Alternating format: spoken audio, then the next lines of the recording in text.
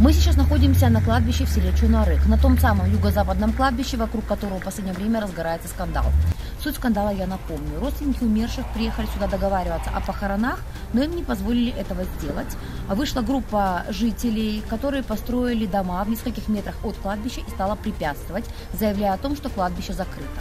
На самом деле мэрия действительно сообщала о том, что с 1 января кладбище закрывается. Якобы оно исчерпало свой ресурс и здесь нет свободных участков. Только вот родственники умерших, а их на минуточку уже более 100 человек, заявляют о том, что они покупали здесь землю, бронировали участки и даже поставили оградки.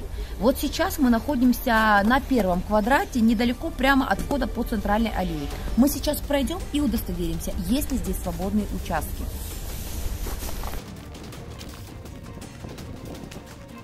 То есть одиночная могила выглядит примерно вот так. Здесь узкая оградка, которая идет по периметру самого захоронения. Могила, которая рассчитана от 2 и более человек, она, то есть и по площади выглядит намного больше. Вот, например, 2 памятника, 2 могилы и между ними свободная территория. Например, вот здесь похоронен молодой парень, а рядом площадка, где установлен небольшой столик и скамейка. Как сказали работники кладбища, эти места уже для себя забронировали родители умершего, чтобы в будущем покоиться рядом со своим чадом.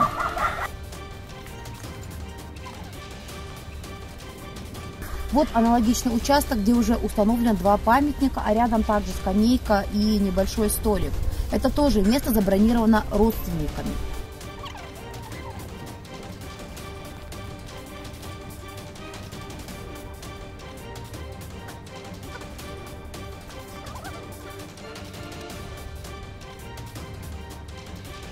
Аналогичных участков очень много, только на одном квадрате мы насчитали 130 свободных мест, а кладбище составляет более 700 гектаров земли.